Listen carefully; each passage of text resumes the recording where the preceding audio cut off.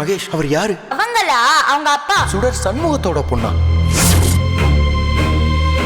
அவளையும் அவளுக்கு சம்பந்தப்பட்டவங்க எல்லாரையும் கொன்னு போட்டு ஜெயிலுக்கு கூட போக தயங்க மாட்டேன்.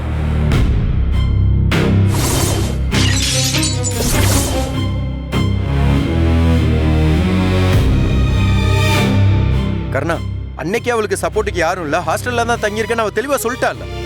இல்ல வெற்றி, அவ கண்டிப்பா பொய் சொல்றா. அவ கண்டிப்பா அந்த மாணிக்கத்தோட சப்போர்ட்டா தான் எங்கேயோ தங்கியிருக்கா. இவளை மட்டும் நம்ம ஃபாலோ பண்ணன்னு வையேன், கண்டிப்பா அந்த மாணிக்கத்தையும் நம்மளால சேர்த்து கண்டுபிடிக்க முடியும். ஐயோ, இப்ப இவங்கிட்ட அவ அண்ணன் வீட்டுல தான் தங்கியிருக்கான்னு சொல்ல முடியாதே. அவளுக்கு பின்னாடி ஒரு ஃபேமிலி இருக்குன்னு கர்ணாவுக்கு தெரிஞ்சா அவ்வளவுதான்.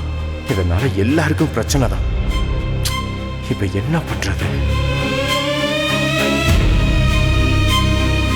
கர்ணா, அவளுக்காக நீ இப்படி வெயிட் பண்றதெல்லாம் எனக்கு சுத்தமா உடன்பாடே இல்லை.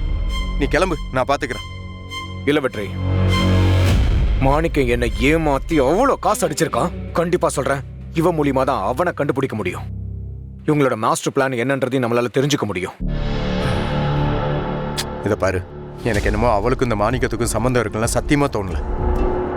நானும் எத்தனை தடவை அவளை ஃபாலோ பண்ணி பார்த்துட்டேன். அவ வேற ஏதோ ஒரு லிங்க்ல தான் உன்னை மிரட்டிட்டு இருக்கா.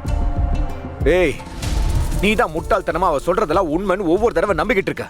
உனக்கு என்ன நடந்துச்சு தெரியுமா? என்னன்னு தெரியாம நம்பிக்கிட்டு இருக்காத சொல்லிட்டேன்.